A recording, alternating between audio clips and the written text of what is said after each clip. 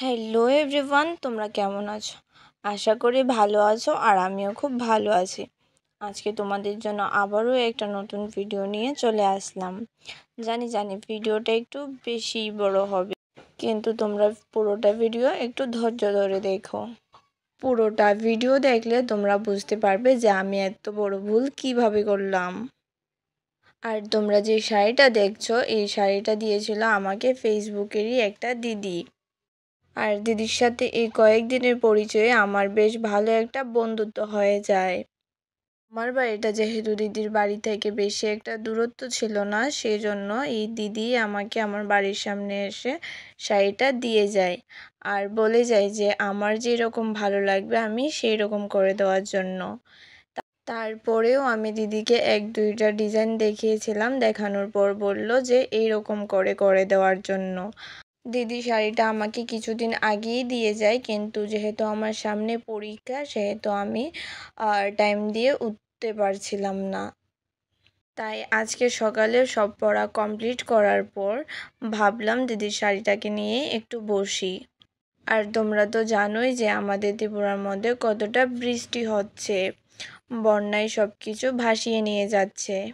আজকে সকালেও অনেকটা বৃষ্টি হচ্ছিল, তাই ভাবলাম বৃষ্টির মধ্যে বসে এটা কমপ্লিট করি, কারণ বৃষ্টির দিনে আমার একটু আঁকাআঁকি করতে বেশি ভালো লাগে।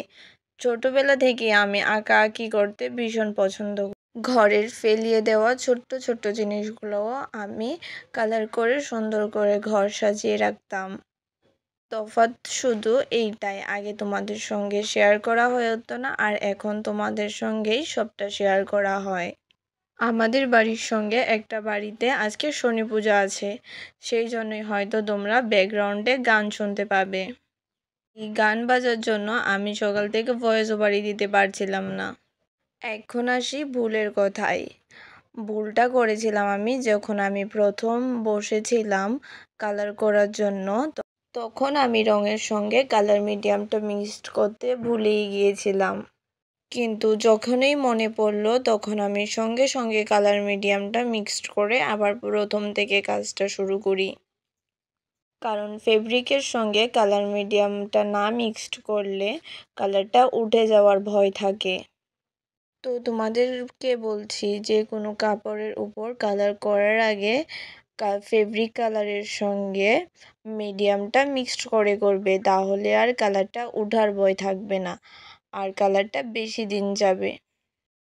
আর তোমরা সব সময় একটা জিনিসের দিকে খেয়াল রাখবে যে কোনো কাপড়ের উপরে কালার করার আগে কাপড়টাকে সুন্দর করে ধুয়ে নিয়ে তারপরেই কালার করবে, কারণ না হলে কি হয় বলো তো, অনেক কাপড়ের মধ্যে তো কলপ করা থাকে, সেজন্য কালারটা সুন্দর করে বসতে চায় না।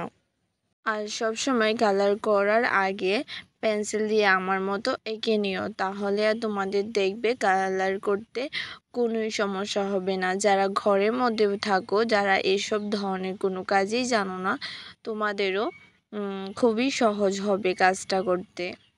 আর তোমরা যারা জানো কিভাবে কাপড়ের মধ্যে কালার করতে হয়, তোমাদের জন্য এই ভিডিওটা না। যারা জানে না কি শাড়িতে কিভাবে আর্ট করে, কিন্তু তাদের এইরকম আর্ট করার খুবই ইচ্ছা, আমি শুধু তাদের জন্যই এই ভিডিওটা বানিয়েছি। তোমরা শুধু কালারের সঙ্গে কালার মিডিয়ামটা মিক্সড করে করো, তাহলে তোমাদের আর রঙটা আর কখনো উঠবে না, তোমরা নিশ্চিন্তার মধ্যে থাকতে পারবে। আর এই তুলিটা ছিল 4 নাম্বারের তুলি। প্রথমে তোমরা তুলিটাকে ভালো করে ধুয়ে নেওয়ার পর সুতি একটা কাপড়ের টুকরা দিয়ে ব্রাশটাকে ভালো করে মুছে নিও, না হলে ব্রাশটার মধ্যে জল থাকলে কালারটা ছড়িয়ে যাওয়ার সম্ভাবনা থাকে। এই তুলিটা দিয়ে কিছুক্ষণ কাজ করার পর যখন দেখবে যে এই তুলিটার মধ্যে কালারের পরিমাণটা একটু বেশি হয়ে গেছে, তখন আবার কালারটাকে কমানোর জন্য তুলিটাকে সুন্দর করে ধুয়ে আবার সেম প্রসেসে মুছে নেবে। আর কালার করার সময় এইটা খেয়াল রেখো যাতে তুলিতে একসাথে বেশি পরিমাণের কালার না উঠে। তুলিতে বেশি পরিমাণে কালার উঠলে কাপড়টার মধ্যে ছড়িয়ে যেতে পারে। তো সেই জন্যই কালারটা কমিয়ে নেওয়ার চেষ্টা করবে।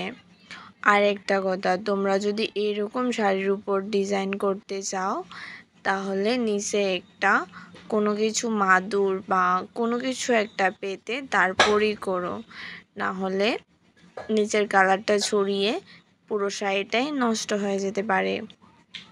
না হলে আমার মতো বোর্ড নিচে রেখে তার উপর পেপার রেখে কালার করতে পারো, কিন্তু এইটা খেয়াল রাখবে যে পেপারটা একটা ডিজাইন কমপ্লিট হওয়ার পরই পেপারটা চেঞ্জ করে দিতে হবে, তাহলে আর কালারটা ছড়িয়ে যাওয়ার ভয় থাকবে না। না হলে কালারটা পুরোটা শাড়ির মধ্যে লেগে পুরোটা শাড়ি নষ্ট হয়ে যাবে।